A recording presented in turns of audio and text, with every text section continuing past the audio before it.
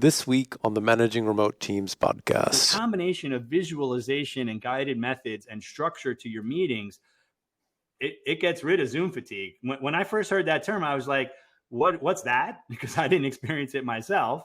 And the other thing that I thought was, you need to be a little bit more intentional about how you're getting through your day of Zoom calls.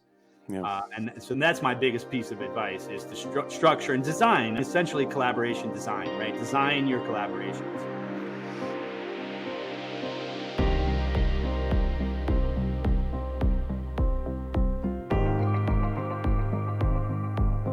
You are listening to the Managing Remote Teams podcast, the show taking a kind, cool-headed, and fair look at remote teams.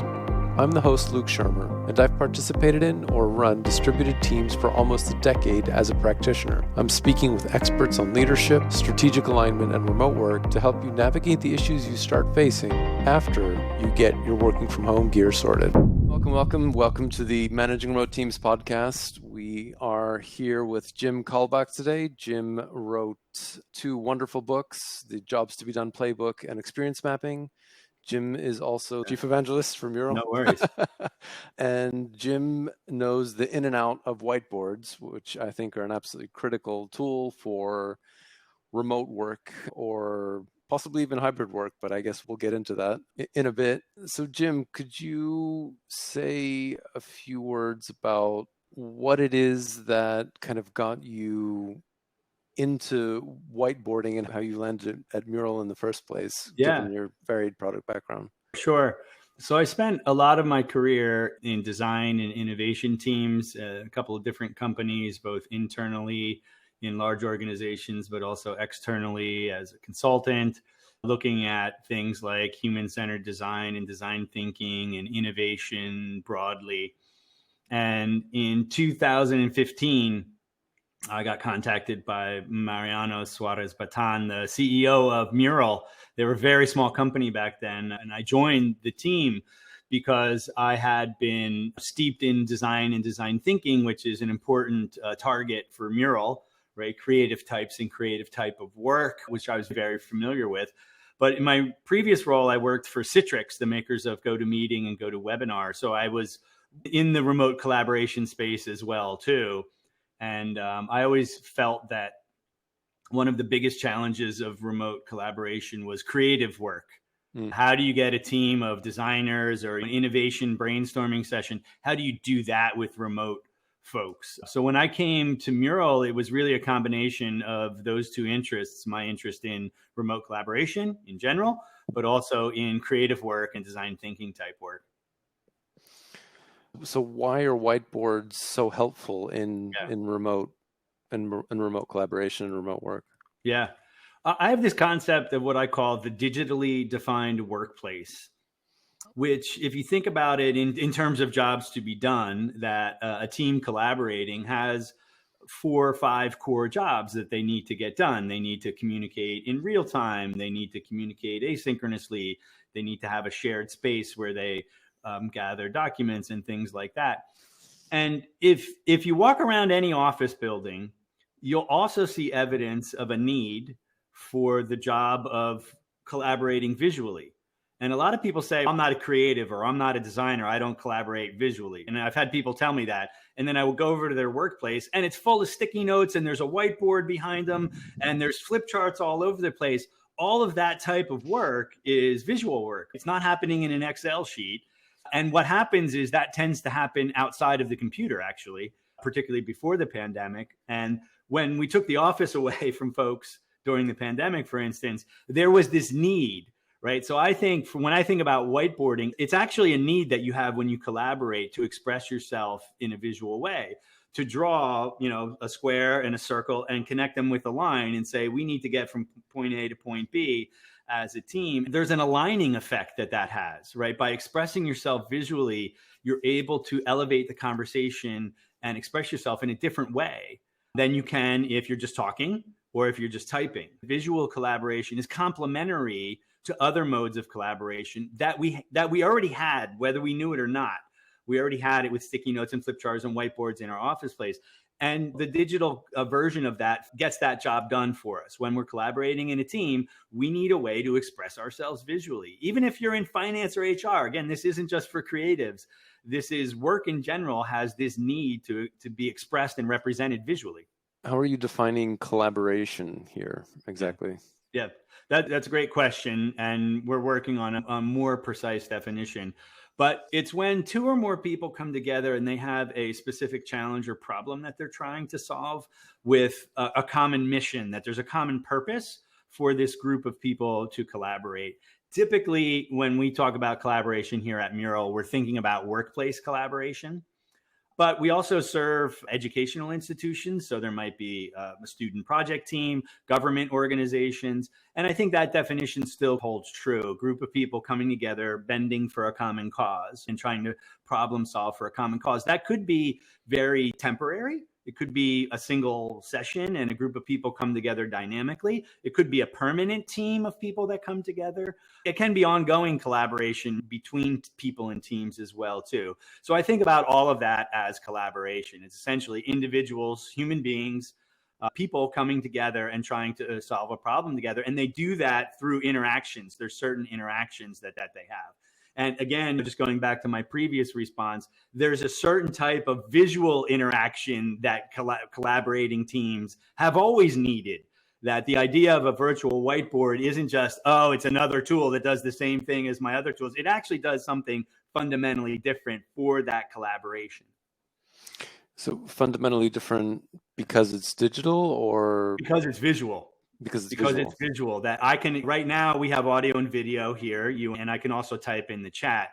If we were also expressing parts of our conversation visually, it will take the conversation to a different place and to a different level in terms of understanding. We can actually model what we're talking about and we can see it. I can see what you're thinking and you can see what I'm thinking in terms of shapes and sticky notes and arrows and all kinds of things.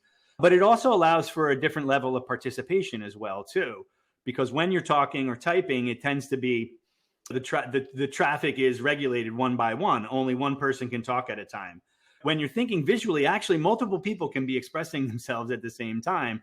So it actually gets more inclusion and you potentially get a more diverse type of perspective that can be represented as well, too. So it's all of that. When I talk about visual collaboration, it's all of that. I think in the post-pandemic modern world, if we're not talking about doing that digitally, and if we're not talking about doing that in the cloud, where we can't go back to taking pictures of whiteboards and transcribing sticky notes. We're going back to the office, but we can't go back to that. We have to pretend like we're in the 21st century and work is now digital, including the visual work.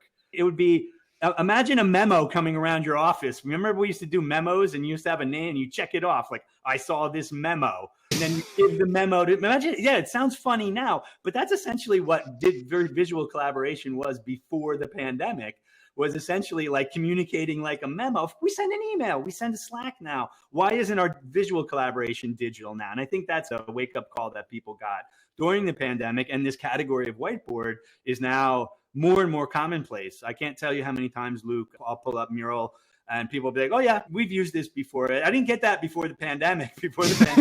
Like, what is this thing? So I think we've gotten sensitized to this metaphor of a digital canvas.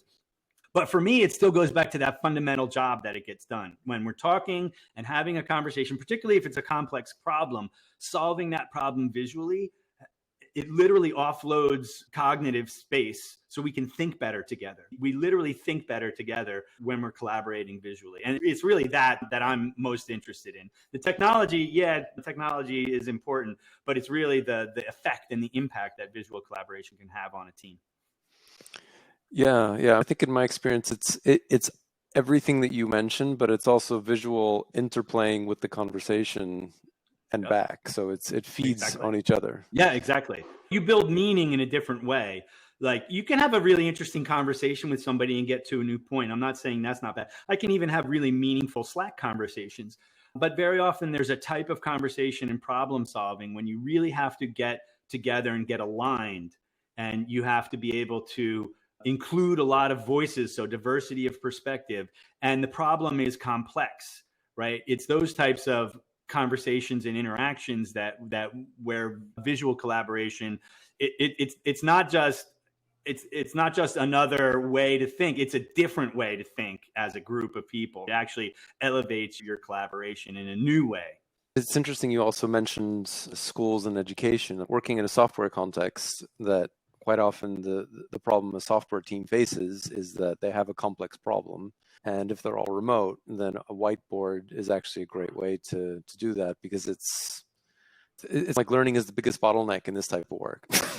Yeah. What are your thoughts on the application of, in the context of problem solving specifically, like, and whiteboards? What are things that you've seen people do that work well with whiteboards? One of the effects, one of the phenomena that we see, we call it blank canvas paralysis. That if you just pull up a blank canvas and you have a group of people with a complex problem that they're trying to solve and say, okay, go, there's this lack of knowing where to start, particularly if there's a group of people. Who's going to go first? What are we doing? But I think there's a fairly simple and prevalent solution to that, which is to use what we call guided methods. So from design thinking, for instance, there's a whole class of methods out there where you can actually break down the challenge that you have into smaller chunks. And instead of just improvising the collaboration. So a lot of people think about whiteboard as being white, blank that is, and then you fill it in with scribbles. But you can actually pre-structure the conversation using a tool like Mural with guided methods, so that I can get a group of people and have the playbook, so to speak, the rules of engagement. We're not just improvising the conversation on a blank whiteboard and it just grows organically or not. You can actually say, let's do an exercise like rose, thorn, bud. Rose, thorn, bud is a great exercise to analyze a problem from different angles. The roses are the positive things, the thorns are the negative things, and the buds are the potential things. If everybody just takes 2 minutes and puts rose, thorn, buds, and then you cluster those. So it's, okay, heads down for 2 minutes, then cluster. Okay, now let's prioritize the clusters and you can vote on those. Okay, now let's put those on a 2x2 matrix to see what we're going to do next quarter. You can actually get from point A to point B. Let's say you're planning a sprint or you're planning the roadmap for next quarter. You can get from point A to point B, not by staring at a blank canvas together and scratching your head, but actually structuring the conversation and structuring it visually. So I can give you the instructions and you can print them out on a PDF, but I can also just show you, hey, we're going to do rose, thorn, bud, clustering, prioritization matrix, and then go into the road mapping, so that your collaboration is not improvised. You actually have a score. I'm a musician, right? So I think in terms of like sheet music, I can have the sheet music, so we're all reading from the same scores. That's something that we think is will fundamentally change collaboration, is if it's a lot more deliberate and a lot more structured. Yeah, I can definitely see how for somebody new to it, that would make it a lot easier. It's an interesting problem, similar to when you're writing and you have a blank page. Yeah, yeah, exactly. And I like to think when I structure a meeting or a workshop, I do it spatially. So I start in the upper left of a canvas. I like to go right and left. Some people like to go top and bottom, but I'll put a big number 1. We're going to do this together, right? And I'll have instructions there. And then I put a line, and then you move over. And then I do number 2. So my meeting agenda is represented visually in a canvas. We're going to go from left to right. It also lets everybody know that I'm working with what we're going to do. They can see the beginning and the end before we even get started.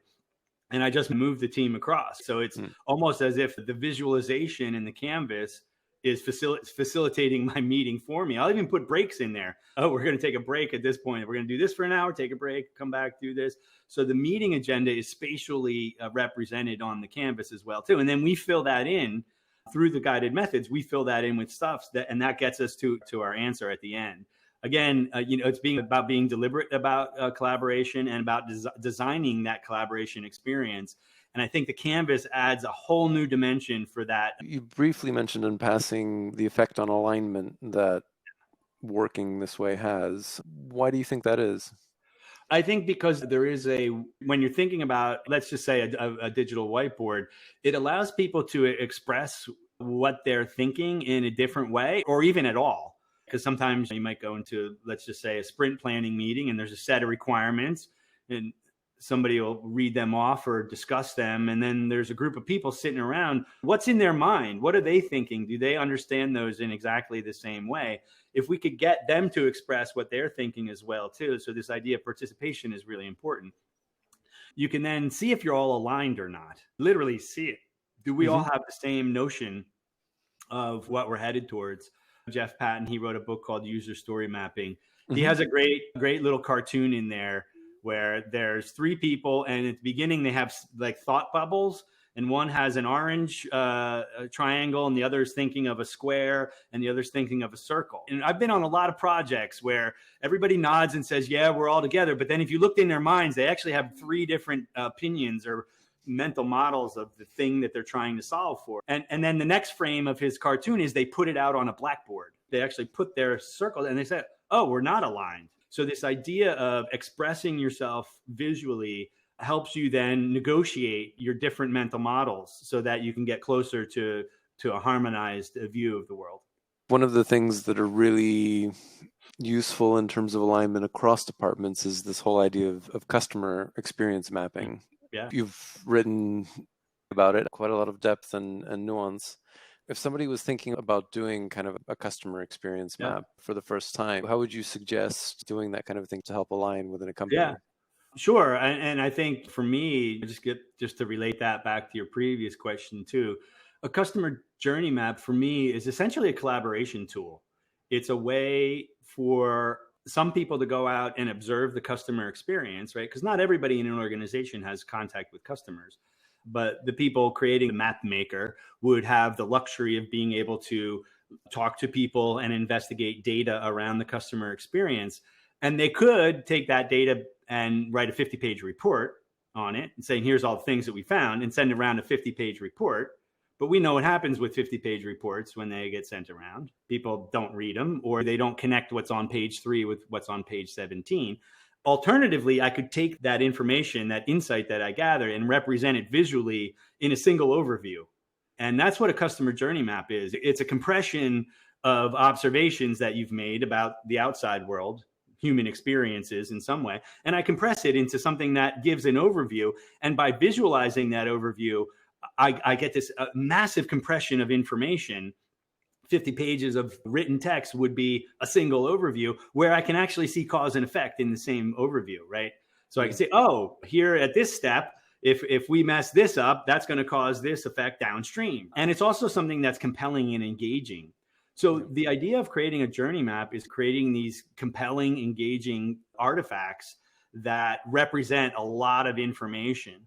And the key point there is an alignment from the inside to the outside. We want our perspective as an organization to align to the customer's perspective. That's essentially what being customer-centric is. Yeah. But then that diagram, that artifact becomes a collaboration tool inside.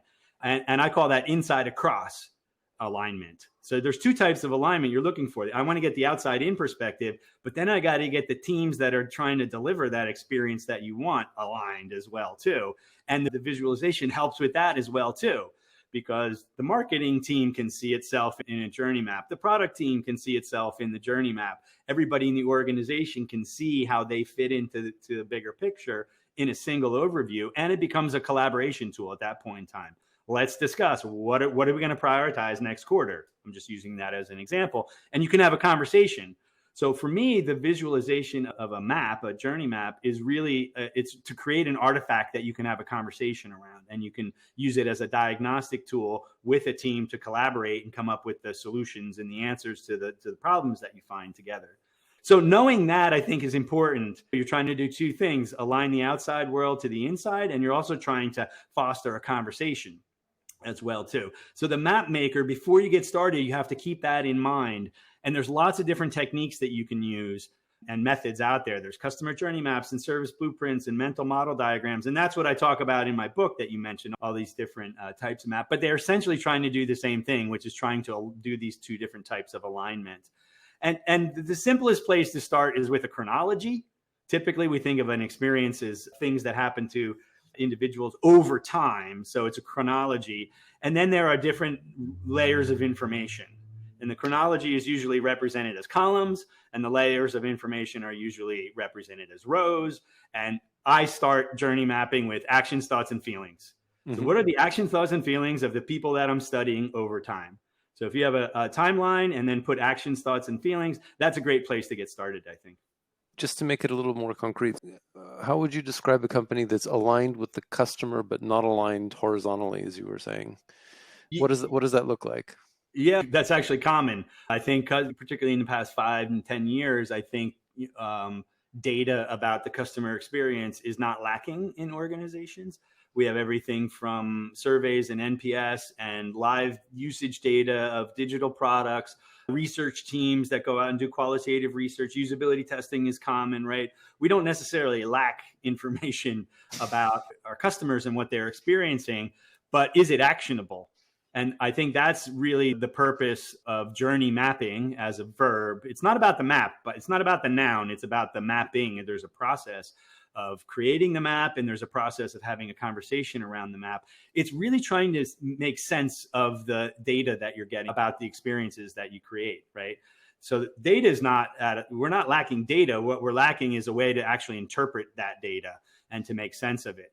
And again, that's a collaborative exercise. So a journey map helps you do both of those things, make sense of it, because what you can do is overlay activities. I was talking about guided methods, right?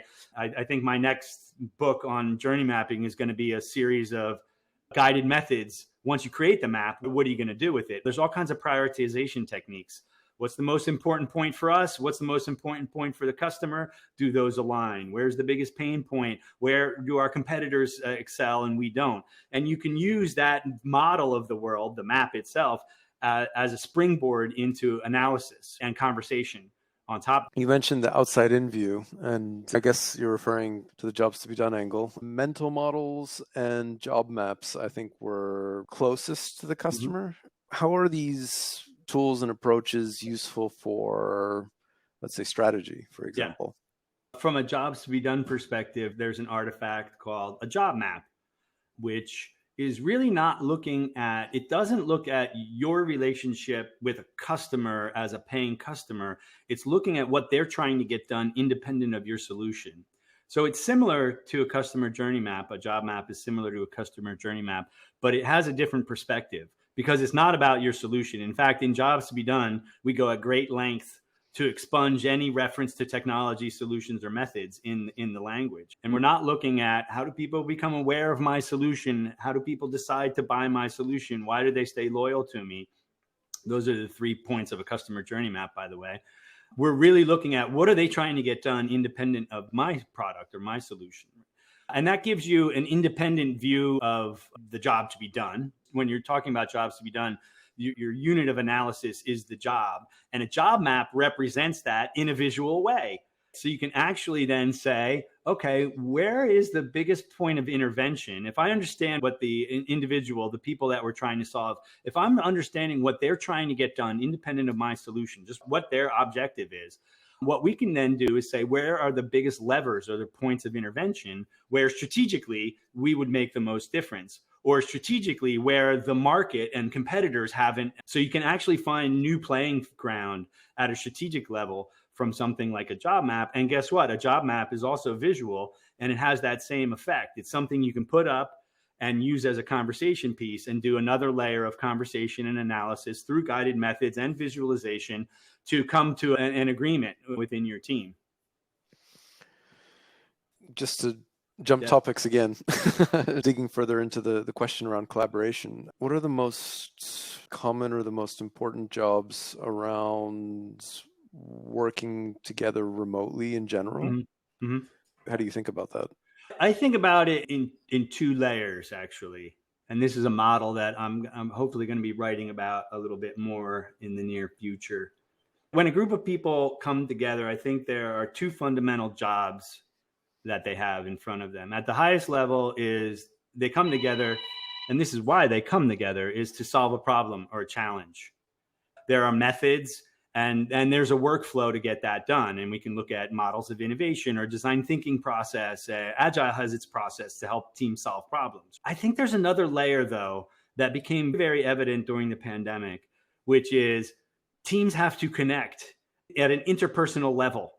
One thing that we learned during the pandemic is work is social And I don't mean you have to like your colleagues and things like that, but there are two or more human beings coming together to collaborate. Guess what? They bring their human beingness, their humanity with them. And there's this very social component to work as well, too. And what we found is one of the big challenges coming out of the pandemic is disconnection.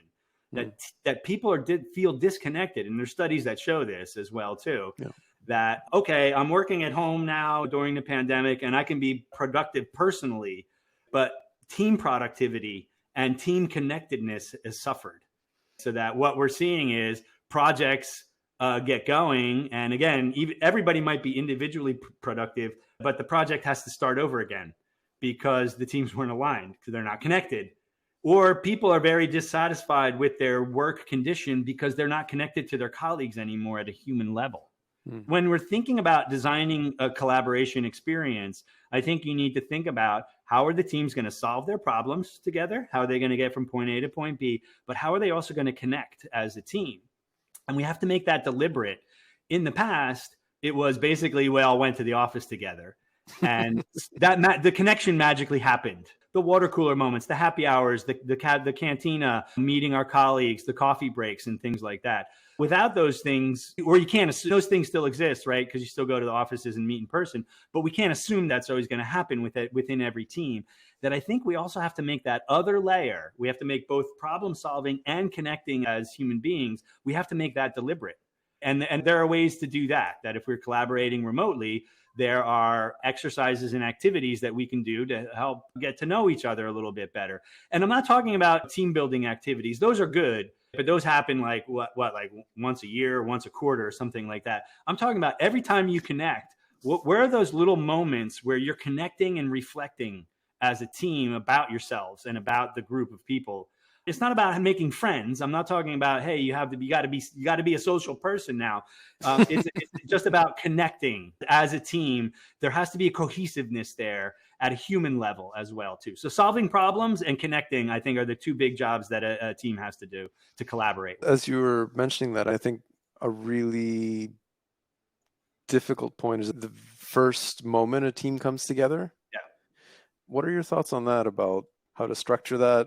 Possibly with the use of somehow using a whiteboard. That's what we do at Mural. We even have templates and things for like team kickoffs. And again, just thinking about those two facets or those two jobs to be done. We need to solve a problem together, but we need to connect. So if I were structuring a team kickoff, I would want to have everybody introduce themselves and disclose something that they're comfortable disclosing. I'm not saying, again, it's not about making friends, but there is a there's a work relationship that you have to build with your colleagues there. And I would also want to get aligned on what's the problem we're trying to solve. And I would have activities that would be interleaved, right? Again, it's not about saying, oh, we're going to take a day off and do team building. It's about every time you interact, even at the beginning of a project, how are you going to get to know each other as people? What's the modus operandi of each of these people? What are the perspectives that they're bringing to the table from their jobs and their role? What are their motivations, right? How are these people as individuals? What type of person are they? Those types of activities and conversations, as well as what's the problem we're trying to solve, right, together. Google Ventures did this study on high-performing teams, and one of the most important factors that is a leading indicator of a high-performing team are things like psychological safety. Do you feel safe speaking up in front of that group of individuals that you're collaborating with? Dependability. Can you rely on them to get done what they're done, right? You don't build psychological safety and dependability if you're only focused on the problem solving side of things. You also have to be deliberate about building up those relationships and those ties. So I do feel psychologically safe and I do feel like I can depend on my colleagues. So it's at the beginning, and it's to your question, it's really important to establish that playing field that we're going to talk about psychological safety and dependency, maybe not directly, but it's going to be something that we're going to be actively and deliberately trying to build as a group. Yeah, Project Aristotle was quite amazing at Google. You've got the 2 books. You also have the toolkit and the other things you do around jobs to be done. Could you say a few words about that? Sure. So, I've been looking at jobs to be done almost for 2 decades now and using it in my own work. But about 6 or 7 years ago, I started to teach a course on jobs to be done so that I could learn what are the questions that people have and figure out what the best way to answer those questions, or what's the language that I need to use to explain jobs to be done? And that was prior to writing the book. So when I wrote the book, I felt fairly confident that I understood jobs to be done, but I also understood how to explain it and really break it down. But I'm not done. I think, and the field's not done. It's not like jobs to be done is static. After the book came out, me and my business partner created an online resource called the Jobs to be Done Toolkit, jtbdtoolkit.com. And there's some online learning there where you can do some video courses. We also have live training that we do, but there's also some resources there, some articles and things. And we do monthly, what we call a community call, where there's a group of 2 or 3 dozen people who are interested in jobs to be done. I interview one of them, and then we have a big open conversation. And really all of that, what I just mentioned, was really to keep the conversation going around jobs to be done after my book, to make it alive. Because you write a book, it's static, it's ink on paper. But I wanted to continue the conversation because for me, the book is just a point in time. I did a lot of work before the book, and the Jobs to be Done Toolkit is what I'm doing after the book to stay active. What would be your key advice for people now? The pandemic started over 2 years ago now. They've seen whiteboards, they've seen Mural, they've tried it out a bit. I think initially there was a lot of stressing around general technology and it's going to be overwhelming and spend half the meeting just getting the thing working. Right, exactly. What would you say are the, let's say, key tips for people nowadays in terms of getting the most out of using whiteboards? Yeah, I think some of the initial trepidation is gone, but I still think we need brave people to step up and lead conversations and design collaboration experiences. One thing the pandemic taught us was that a lot of meetings and a lot of collaboration and interactions with our colleagues was improvised. And I think when you're in person, you can get away with improvising a little bit more than you can when you're remote. And part of Zoom fatigue for me, by the way, is that we basically just took our calendars and replicated it in Zoom meetings, but then we didn't ask ourselves, did we need to meet at all? We also didn't ask ourselves, what are the rules of engagement? How are we going to get from point A to point B in this conversation? Because if you're just improvising on Zoom, it's a lot more obvious that there's no real deliberateness or intentionality behind the interaction. So I think we need brave people to say, okay, we have this new set of technologies and this new work environment, which is sometimes remote, sometimes in person, sometimes hybrid. And to step up and be brave enough to use your imagination to invent new ways to collaborate. The thing that I would orient you towards is using things like guided methods. There's thousands out there that you can find, right? For icebreakers, how to start a meeting, how to decide together, how to brainstorm together, to use deliberate methods to structure the interaction, to be a lot more deliberate about how you're going to collaborate. So you're not just improvising, because again, improvising on Zoom is what leads to Zoom fatigue. Here's what I find. If you have a Mural canvas open and you have an activity that's structured and you have a timer, okay, everybody has 5 minutes to put their best idea down. Okay, we have 10 minutes to prioritize this, right? Time goes by so quickly. I get that a lot in my workshops, Luke, that people go, how did you fill 4 hours so much? And I wasn't distracted. People aren't distracted and they're not fatigued from it as well, too. It's the structure that I put to it. I don't mean structure in terms of rigid. It's just that there's a game plan there. I have a game plan and I have the materials, and using Mural, I visualize it so everybody can see it and everybody can interact with it. So the combination of visualization and guided methods and structure to your meetings, it gets rid of Zoom fatigue. When I first heard that term, I was like, what's that? Because I didn't experience it myself. And the other thing that I thought was, you need to be a little bit more intentional about how you're getting through your day of Zoom calls. Yeah. And so that's my biggest piece of advice, is to structure and design, essentially collaboration design, right? Design your collaborations. That's fascinating. And actually, one thing you mentioned, hybrid. Have you seen any kind of interesting ways teams or companies are using Mural in a hybrid context? Yeah, sure. Absolutely. And I think that's key, that digitally defined workplace that I talked about. I think that's what is going to make hybrid a lot more fluid. Well, I have seen teams doing the opposite. And by that, I'm trying to let the people who are in person continue to work with sticky notes and whiteboards, and letting them continue to sit at a desk without their own laptop or device. I don't think that's going to lead to a good hybrid experience. I think the better hybrid experience is to say, whether we're in person all together in person, whether we're hybrid and it's mixed and whether we're remote, we have to be thinking about how are we going to do this digitally. And Mural, just to focus on the digital whiteboard component, we do have apps for large touchscreens. We have apps for mobile devices. So if you are in person and you're entering a hybrid collaboration session with colleagues who are remote, show up and have a device that you can interact with. Because guess what? There's audio and video, there's chat. How do you chat with the people who are remote? And then if you have a virtual whiteboard, you're going to want to do that virtually as well, too. I was just talking to somebody who said, yeah, we got together all together. We were in person. They deliberately met in person. And then they wrote things down on sticky notes and flip charts. And they said, oh, what are we going to do tomorrow? Like they had no game plan. Once you put something out on a sticky note, they're like, oh, somebody's got to do it. And then you do the old fashioned, let's take photos of it. Let's transcribe it. But as soon as you put something on a piece of paper, it's static. Yeah. And I think what we have to be thinking about is fluidity. Right? Because your day and day to day, you're going to move in and out of all of these different modes. You're going to have a call at 9 a.m, everybody's remote. Then you might go to the office and half of the people are remote and half of the people aren't. And then later in the day, you have a meeting with your colleagues who are all in the office. And the next day, it's going to be a completely different combination. On a daily basis, each of us are going to be moving in and out of these different modalities of working. Remote, hybrid, in-person, hybrid. In-person, remote. You're going to be going back and forth between these. And your project is going to be going back and forth between these. On Monday, we're all remote. On Wednesday, we all go to the office together. In between, we're all hybrid. So your project materials need to be fluid as well, too, and move in and out. The way to do that is to be thinking digital from the beginning. And we call that a digital first mindset. Right. No, that's great. That's great. So the books are Experience Mapping and the Jobs to be Done playbook.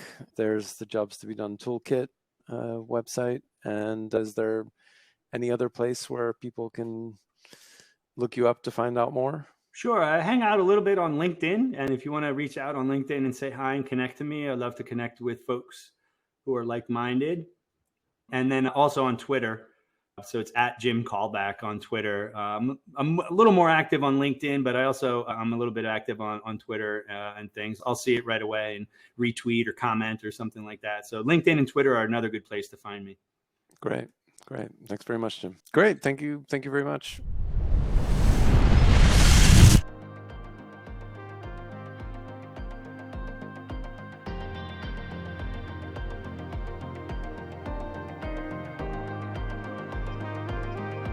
Thanks for listening to this episode of the Managing Remote Teams podcast.